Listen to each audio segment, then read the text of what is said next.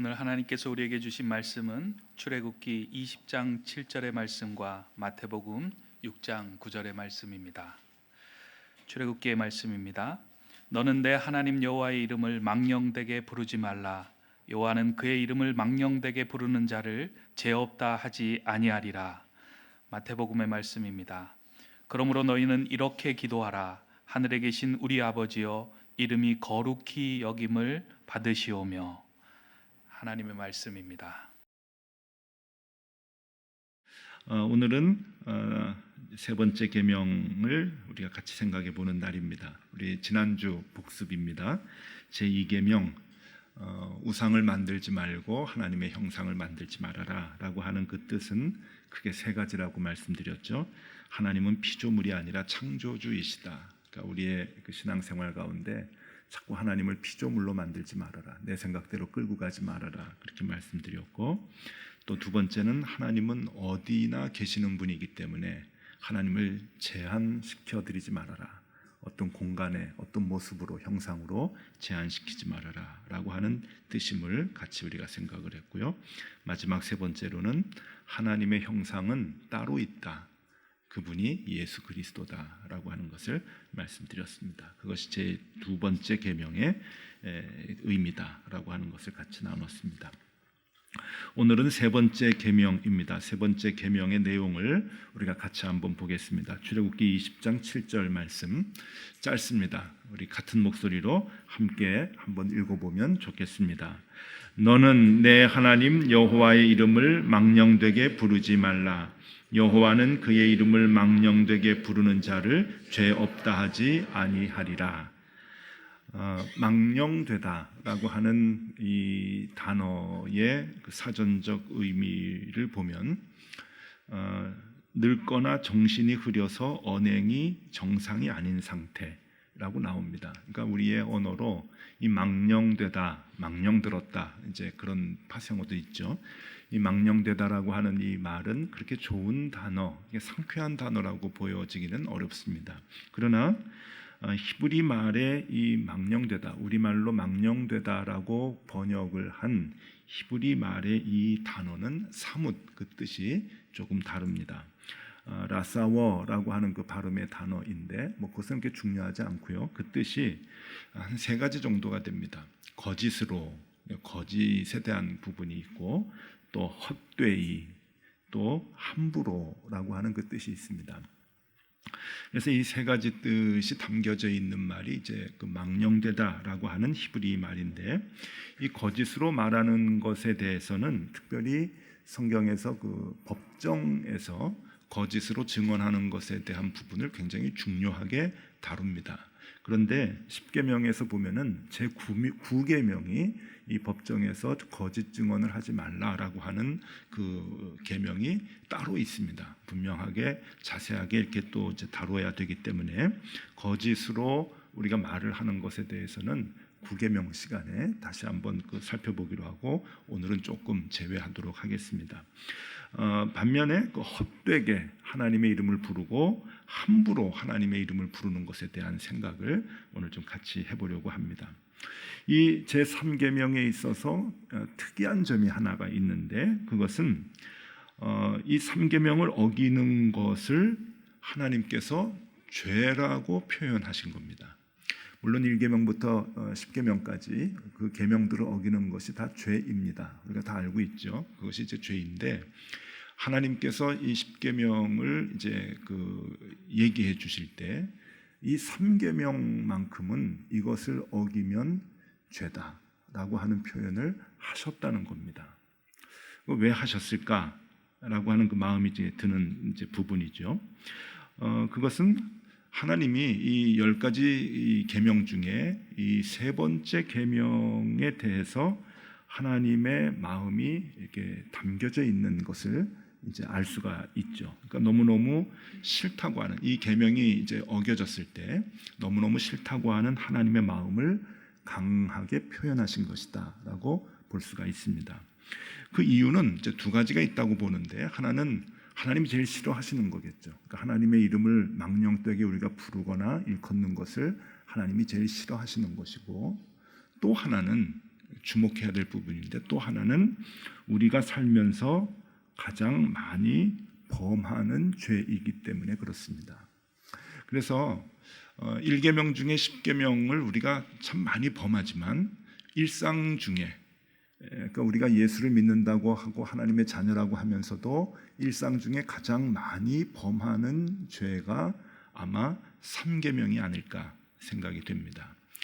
여러분들은 뭐 다른 것도 만만치 않게 다 이렇게 범해요 이렇게 생각하실지 모르겠지만, 오늘 이렇게 조금 이렇게 설교를 같이 들으면서 공부를 좀 이렇게 집중적으로 해보시면은 나도 3계명을 제일 많이 범하는구나라고 하는 것에 대해서 동의하실 수가 있을 겁니다.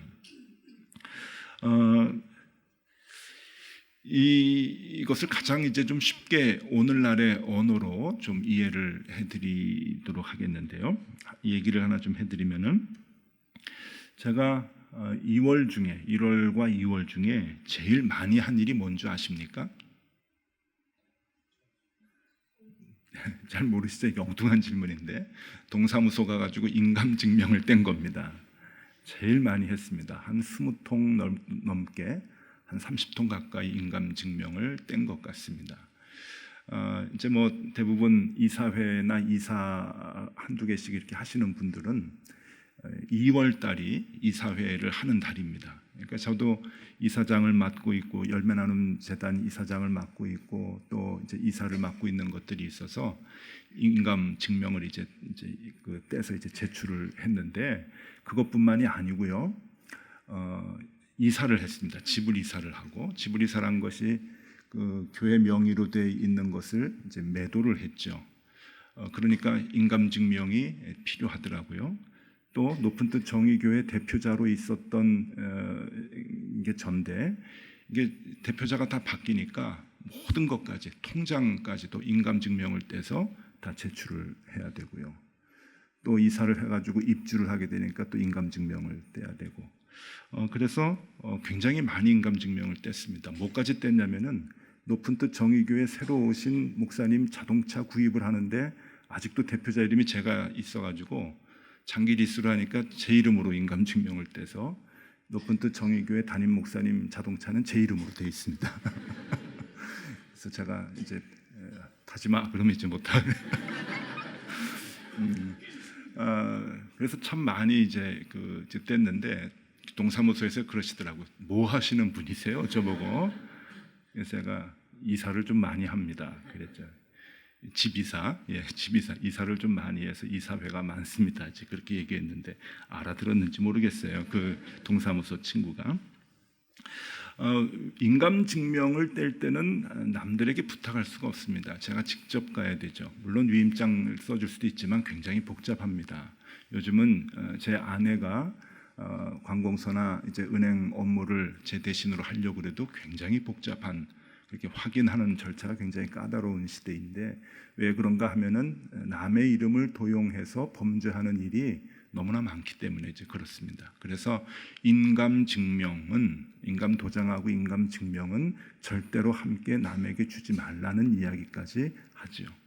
그래서 누가 뭐라 그래도 인감 증명을 뗄 때는 제가 직접 가가지고 인감 증명을 뗍니다. 왜 그런가? 제 이름이 그만큼 소중하기 때문에 그런 거죠. 중요합니다. 그리고 인감을 도용을 하거나 남의 이름을 자기 것으로 바꿔서 사용을 하는 것은 범죄 중에 굉장히 크죠. 그래서 그 죄는 정말 무겁게 형벌을 주는 것이 우리 사회의 현실입니다. 여러분, 그 부분을 한번 생각을 해보십시오. 인감 증명 왜 이렇게 소중한가? 하나님과 우리와의 관계도 마찬가지입니다. 이 3계명의 현대적인 뜻을 이제 얘기해봐라라고 하면은 저는 이렇게 얘기할 수 있을 것 같습니다. 하나님이 떼어주지도 않은 인감 증명을 함부로 사용하지 말라라고 하는 겁니다. 이게 확 이해가 되시죠? 하나님이 우리에게 인감 증명을 떼어주지 않았습니다. 근데 우리는 함부로 하나님의 인감 증명을 가지고 하나님이 하셨다, 하나님의 것이다, 하나님이 이렇게 얘기하셨다, 그렇게 남 오용을 하고 있는 거죠. 그렇게 하나님은 하나님의 이름이 도용되거나 오남용되는 것을 매우 싫어하십니다. 그런데 우리 인간들은 제일 많이 그 죄를 범하고 있죠. 그래서 하나님은 십계명 중에 유일하게 죄라고 하는 표현을 쓰셨습니다. 그것도 죄다 그런 것이 아니라 죄 없다 말하지 않겠다. 죄가 분명히 있다라고 하는 강조를 우리에게 하신 것입니다. 하나님의 이름이 도용이 되고 오남용이 되는 것이 무엇인가? 오늘은 두 가지로 한번 생각을 해보려고 하는데, 첫 번째는 자기의 생각을 하나님의 뜻이라고 말하는 것입니다. 가장 많이 범하는 죄이지요. 우리 생활 중에 하나님을 믿는다고 하는 사람들 중에 이 죄를 참 많이 범합니다. 예레미야서 14장 14절에 하나님이 이렇게 책망을 하십니다. 여호와께서 내게 이르시되 선지자들이 내 이름으로 거짓 예언을 하도다. 나는 그들을 보내지 아니하였고 그들에게 명령하거나 이르지 아니하였거늘 그들이 거짓 계시와 점술과 헛된 것과 자기 마음의 거짓으로 너희에게 예언하는도다. 예나 지금이나 하나님의 말씀을 맡은 자들이 이 죄의 위험성에 가장 많이 노출이 되어 있는 것 같습니다. 그래서 오늘날도 예전에도 그렇고 이 예레미야에서 나온 말씀대로 예전에도 그랬고 오늘날도 그랬고 하나님께서 하시지도 않은 하나님의 마음과 다른 이야기들을 하나님의 이름으로 얼마나 많이 하는지 모릅니다. 여러분 혹시 이런 얘기 들어보셨습니까? 주일 예배에 나오지 않으면 벌 받는다. 좀 들어보셨나요? 11조 헌금하지 않으면 하나님이 벌 주신다. 교회 봉사하지 않으면 뭐 기도 응답 없다. 뭐 그런 얘기도 있고요. 목회자를 대적하면 사업이 망한다. 예. 저의 입장에서 참 좋은 얘기 같은데 한두 번씩 들어보셨는지 모르겠습니다. 우리 주변에서 이런 얘기 참 많습니다. 또 그 말들 때문에 또 무리를 이제 빚는 일들도 이제 많이 있습니다. 하나님의 이름으로 온갖 축복과 저주가 쏟아지는 시대입니다. 예전에도 그랬지만 지금도 마찬가지입니다. 하나님은 우리에게 축복과 저주권 주셨다고 많이들 얘기를 하는데 그렇지 않습니다. 그건 지난번에도 말씀드렸죠. 축복과 저주는 아닙니다. 하나님과 화해하고 하나님과 더 가까워지도록 우리는 부름을 받은 것이죠. 하나님 말씀을 맡은 자들은. 그런데 여러분 이런 얘기 들으면 좀 시원하시죠. 그래, 옛날에 내가 알던 어느 목사가 그랬어. 막 저주를 퍼부었지. 그런 생각이 드실 거예요. 오 목사님 속 시원하게 얘기 잘해 주신다. 그러는데 여러분 이게 목회자뿐만입니까? 아닙니다. 우리의 삶도 마찬가지입니다. 우리의 생활 중에 하나님이 말씀하셨다. 이것이 하나님의 뜻이다. 이렇게 해야 신앙생활 하는 것이다. 라고 하는 자기의 생각을 주입하는 얘기들이 얼마나 많은지 모릅니다. 또 부모가 자녀에게 그렇게 강요하면서 상처를 주는 경우가 많죠. 그것은 하나님의 뜻이 아닙니다, 여러분. 대부분 자기의 생각입니다. 자기의 생각을 남들에게 주입하면서 그것이 하나님의 뜻이다, 하나님의 마음이다라고 강요하는 것은 또 다른 지적이요, 또 다른 상대방에 대한 무시요, 또 다른 상처를 주는 일입니다. 얼마나 많이 우리가 범하는지 모릅니다. 조금 힘든 얘기 좀 하려고 합니다. 신앙생활에 있어서 제일 많이 상처를 주는 집단이 어딘가? 높은 뜻 교회 같습니다. 높은 뜻 교회. 높은 뜻이라고 하는 이 이름 때문에 이것이 높은 뜻이다, 저것이 높은 뜻이다, 별 얘기가 많습니다. 자기의 생각을 하면서 자기가 옳다고 생각하는 것을 높은 뜻이라고 얘기하면서 남들에게 상처를 많이 주죠. 여러분, 높은 뜻 좀 정리를 해드리겠습니다. 우리 목사님들이 처음에 이제 모여서 또 지금도 높은 뜻 교회가 뭐냐? 높은 뜻 교회 지금 이제 연합을 하고 있는데 높은 뜻 교회가 연합하기 위해서는 가장 기본적인 것 몇 가지를 서로 공유하면 됩니다. 그리고 그 공유하는 것 외에 나머지는 개교회가 정관을 만들든지 개교회가 목회 철학에 따라서 다르게 생활할 수 있도록 이게 그 자유를 주었습니다. 그러면 높은 뜻 교회라고 하는 그 교회들이 높은 뜻 정신을 공유하는 그 몇 가지가 무엇이냐?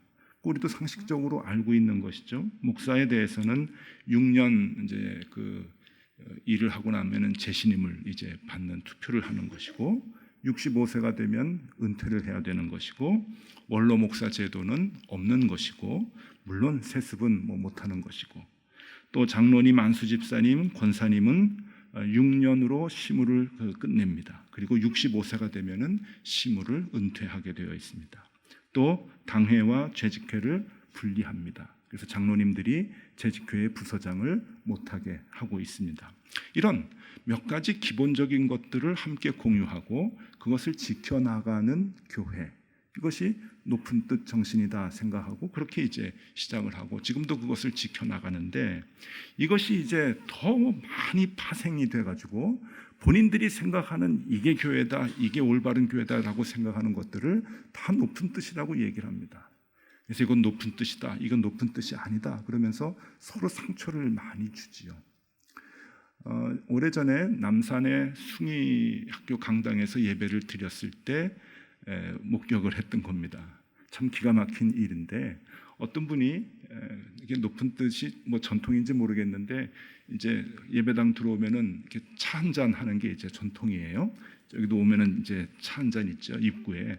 그게 왜 그런가 하면은 그 숭의학교 강당이 그 산꼭대기에 있습니다. 그래서 명동역에서 내려가지고 올라가기 시작을 하면은 숨이 차요.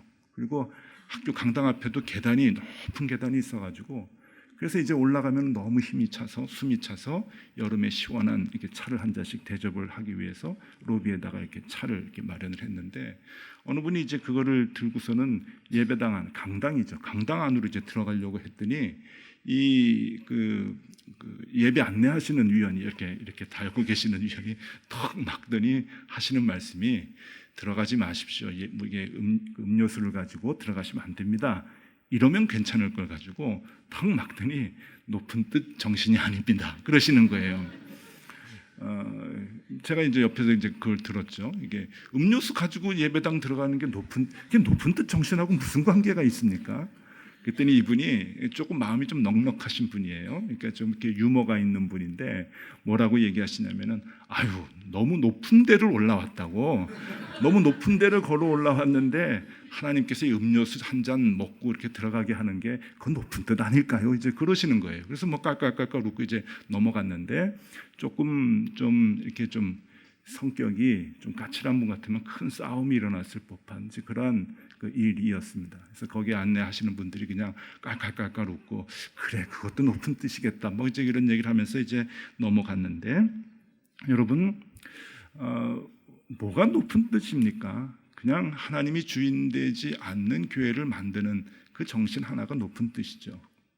우리 각 개인들이 그 경험했던 개인의 그 교회와 그 아픔들, 그것을 다 오버랩 해가지고 이게 높은 뜻이다, 저게 높은 뜻이다라고 하는 것이 너무나 많이 파생되어져 왔는데 한번 생각을 해보십시오. 그게 하나님의 뜻인지 내 뜻인지, 너무 하나님의 이름이 오남용되고 있는 것은 아닌가? 여러분, 그것은 상처입니다.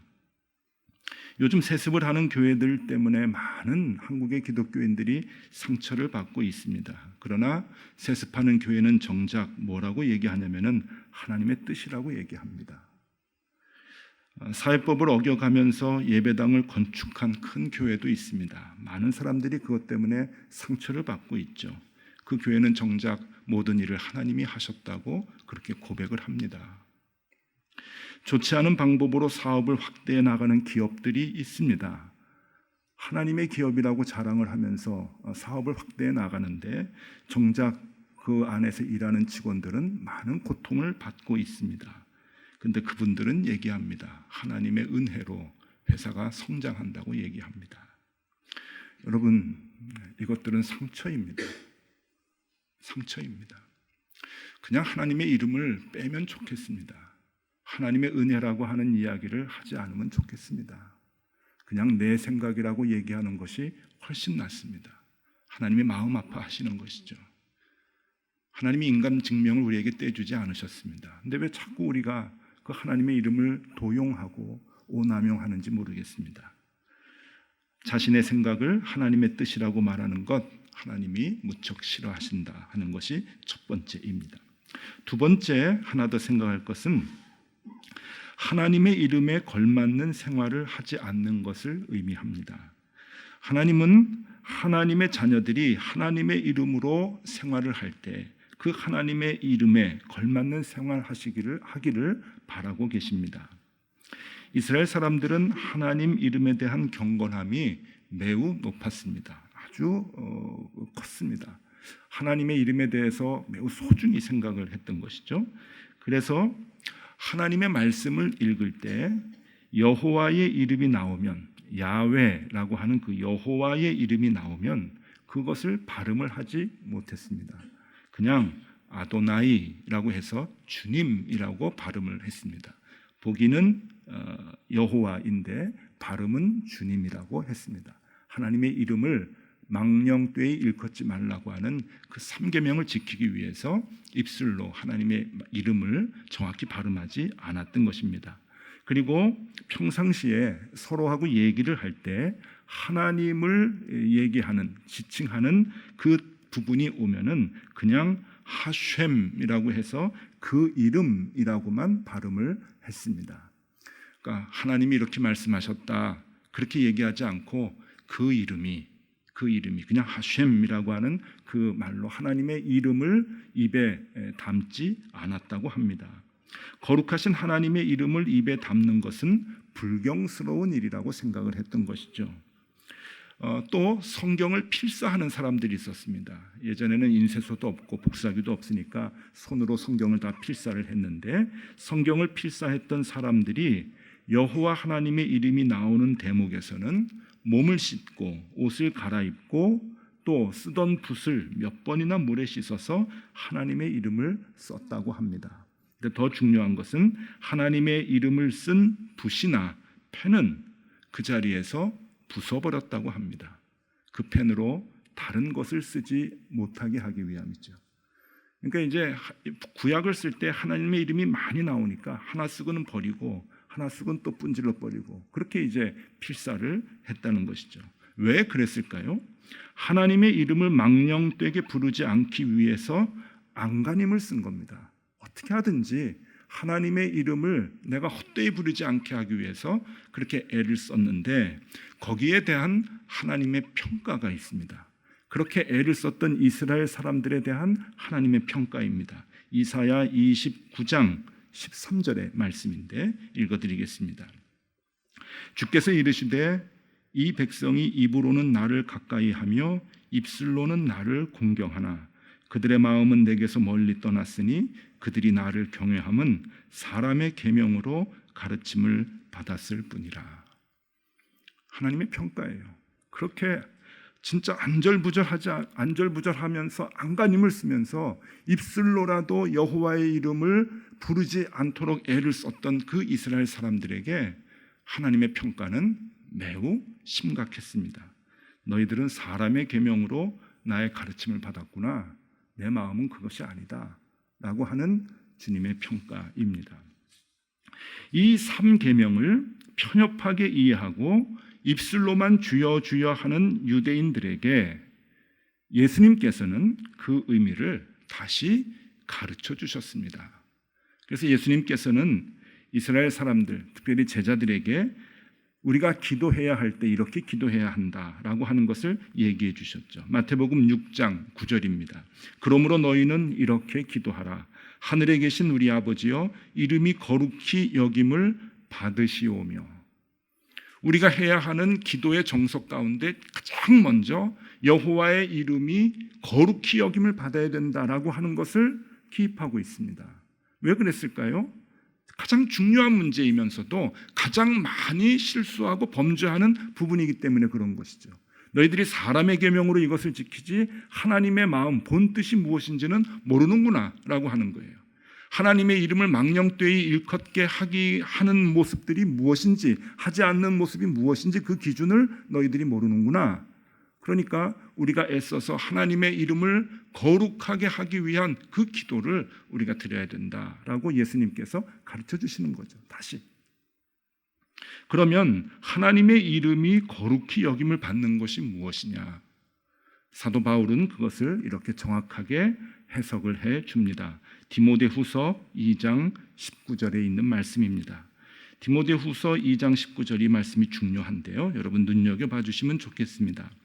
그러나 하나님의 견고한 터는 섰으니 인침이 있어 일렀으되 주께서 자기 백성을 아신다 하며 또 주의 이름을 부르는 자마다 불의에서 떠날지어다 하였느니라. 주의 이름을 부르는 자마다 불의에서 떠날지어다 하였느니라. 불의에서 떠나라. 그러니까 입술로 여호와의 이름을 발음하지 않아야 된다. 나의 더러운 몸으로 하나님의 이름을 얘기하면 안 된다. 그것이 망령되이 일컫는 것이 아니라 불의에서 떠나는, 우리의 삶 속에서 우리의 생활이 불의에서 떠나는 것이 주의 이름을 부르는 자들이 해야 하는 삶의 모습이다라고 가르쳐주는 것이죠. 그럴 때 여호와의 이름이 거룩히 여김을 받게 된다라고 하는 것입니다. 불의에서 떠나는 것이 무엇입니까? 여러분, 그것은 대단한 것이 아닙니다. 조금 더 남들을 배려하고 조금 더 내가 착해지는 겁니다. 그냥 우리의 개념으로 그냥 그런 것만 하면 됩니다. 조금 더 배려하시고 조금 더 내가 나를 낮추고 조금 더 겸손해지려고 내 뜻을 조금 더 감추고 남들을 배려하고 남들을 높여주는 그 일, 그것이 불의에서 떠나는 일이죠. 하나님은 우리에게 그것을 원하고 계신다고 말씀하십니다. 얼마 전에 경험을 했던 일입니다. 명절이 끝나던 날 토요일에 저희 아내하고 이제 저녁 때 이제 설교 준비를 다 이제 해놓고 저녁 때 이제 저희 집 근방에, 저희가 지금 이제 요 하남시 미사리로 이사를 왔는데 거기 주변에 식당들이 꽤 많더라고요. 그래서 저희 아내하고 가가지고 이제 한 집에 가서 이제 밥을 먹는데 토요일 저녁이고 명절 끝이라 그런지 엄청나게 사람들이 많이 모여서 밖에서 좀 이렇게 줄을 서가지고 들어가서 이제 앉았어요. 그러니까 밖에서 섰다가 들어가서 앉을 정도면 여러분 좌석에 선택이 없습니다. 그냥 앉으라면 앉아야 되는데 저하고 저희 아내하고 밥을 먹는데 뒷좌석에 일가족이 다 모인 거예요. 이제 명절이라서 이제 모인 것 같아요. 뭐 형님 뭐 그러면서 뭐 조카까지 다 와가지고 얘기를 하는데 일단 저희가 들어갈 때는 그 테이블에 그냥 그 초록색 병이 그냥 한 10개 정도 이렇게 이제 있고 청년들은 이제 조카들이죠. 자녀들이고 이제 그 가족들이 다 모여 있는데 뭐 딴 건 다 괜찮아요. 근데 목소리가 왜 이렇게 큰지. 근데 그분들은 보면 저도 이제 보면 아는데 술을 먹어서 목소리가 큰 건지 원래 큰 건지 아닌데 원래 크신 가족들이더라고요. 얼마나 큰지 듣지 않으려고 해도 모든 얘기가 다 들리는 거예요. 다 들려. 바로 뒤에서 하는데 그런데 이제 너무 이제 짜증이 나가지고 이렇게 돌아보는데 저희만 돌아보는 게 아니라 그 홀에 있는 모든 이제 그 손님들이 다 짜증이 나가지고 이제 돌아보면서 근데 이제 뭐 사람 수가 많으니까 뭐라고 못 하잖아요. 그죠? 좀 조용히 하세요. 그러면 이제 막 또 싸움이 일어날 거 같고 그러니까 그냥 조용조용 이제 먹고 있는데 너무 컸어요. 그 가정에 이제 뭐 여자분들도 있는데 여자분들도 크고 이제 막 얘기를 하는데 한참 이제 얘기를 하다가 이제 이건 이제 오늘 끝나고 이제 그 돌아가는데 이제 음주운전 이에 대한 얘기를 하는 거예요. 다 이렇게 술을 먹었으니까 누가 운전할래? 아 요즘 괜찮아. 누가 잡어? 그러면서 이제 그 차가 이제 몇 대가 왔으니까 다 운전해가지고 가도 괜찮다. 그런 얘기를 하는데 이게 좀 심각한 거예요. 그러고 보니까 한 잔씩 하시는 분들이 다 주차장에서 운전하고 가더라고요.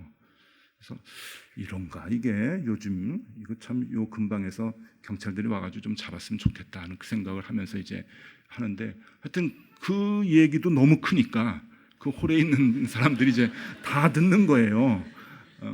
근데 이제 거기까지는 괜찮았는데 이제 마지막 부분에 교회 얘기가 나오는 거예요. 그래서 너 내일 교회 가냐? 이제 그러는 거예요. 근데 토요일이니까 거기서부터 이제 저희가 또 이제 신경이 막 쓰이는 거죠. 너 내일 교회 가냐? 이제 가야죠. 그러면서 이제 다 교회 다니시는 분들이더라고요. 야, 우리 교회 다니는데 목사님 막 욕을 하고 또 한쪽에서는 또 그래도 뭐 또 이제 우리는 청년부 좋아요. 그리고 애들은 또 얘기하고 그래, 그래도 교회는 가야지. 막 그러는데 너무 소리가 크니까 술 한잔 거하게 하시고 목소리 크고 음주운전 얘기를 하다가 이제 교회 얘기를 하니까 막 얼굴이 막 이제 막 제가 막 부끄러워지는 거죠. 거기까지만 하겠습니다. 들은 얘기는 더 많은데 그 집의 가정사를 다 얘기할 수는 없고 여기서 제가 어렸을 때 듣던 말이 있습니다. 교회 다니는 사람들도 그래? 그게 제가 어려서 들었던 얘기입니다. 요즘 듣는 말은 아시죠? 교회 다니는 사람들이 더해. 여러분, 하나님의 이름이 망령되이 일컫기 시작한 지가 오래됐고요. 얼마나 하나님의 한국교회를 보시면서 힘들어하실까, 마음 아파하실까 하는 생각을 해봅니다. 근데 여러분, 이게 오늘날 우리의 얘기만은 아닙니다. 늘 언제나 그래왔죠. 18세기 말 19세기 초에 영국에서 카나다의 강제 이주 정책을 썼습니다. 이제 신대륙을 발견을 하고 자기네 땅으로 이제 만들기 위해서는 사람을 가서 살게 해야 되니까 이제 영국에 있는 사람들을 강제로, 이제 그때는 뭐 강제로 막 보냈으니까 이주를 했는데 주로 스코틀랜드와 아일랜드 사람들을 보냈습니다.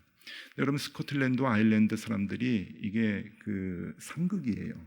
왜냐하면 스코틀랜드는 종교가 이제 장로교입니다. 그리고 이 아일랜드 사람들은 천주교와 성공회가 섞여 있어요. 이게 이제 맞지를 않는 거예요. 뭐 역사적으로 보면은 피비린내 나는 싸움도 이제 하고 전쟁도 하고 이제 그럴 정도였으니까. 스코틀랜드 사람들을 보냈는데 카나다에서 스코틀랜드 사람들이 예배를 드리면서 예배 시간에 대표 기도했던 내용이 남아 있습니다. 그 당시에 옛날이죠. 그 내용을 여러분들에게 좀 읽어드릴 테니까 한번 보십시오. 오 주님이시여, 오늘 아침 우리는 무거운 마음을 가지고 당신께 나왔습니다. 우리가 캐나다에 왔을 때 우리는 젖과 꿀이 흐르는 땅을 발견할 것을 기대했었습니다. 그런데 그와는 정반대로 여기는 불경건한 아일랜드 사람들이 먼저 와서 사는 땅이었습니다. 원컨대 하나님이시여, 자비를 베푸셔서 그들을 캐나다 변방으로 몰아내 주시옵소서. 그들로 하여금 나무하는 사람들과 물깃는 사람들이 되게 하시며 그들이 결코 당신의 백성 중에서 관리나 통치자들의 자리를 차지하지 못하도록 인도하여 주시옵소서. 그러나 만일 당신께서 어떤 좋은 땅을 주시려거든 그곳을 당신의 특별한 백성인 스코틀랜드 사람들에게 주시옵소서. 그들로 하여금 당신의 백성들 가운데서 국회의원과 통치자들이 되게 하옵소서. 그러나 저 불경건한 아일랜드 사람들에 대해서는 그들의 멱살을 잡아 끌어다가 지옥문 입구에 내동댕이 치소서. 그리하시면 영광이 영원토록 당신께 있을 것입니다. 그리고 예수님의 이름으로 기도를 했겠죠. 좀 극단적인 역사적 자료이지만 여러분, 어떻게 보면 표현은 안 해도 우리 마음에 갖고 있는 이게 마음이 아닌가 생각을 합니다. 입술로 하나님을 욕하지 않으면 3계명을 지키는 겁니까?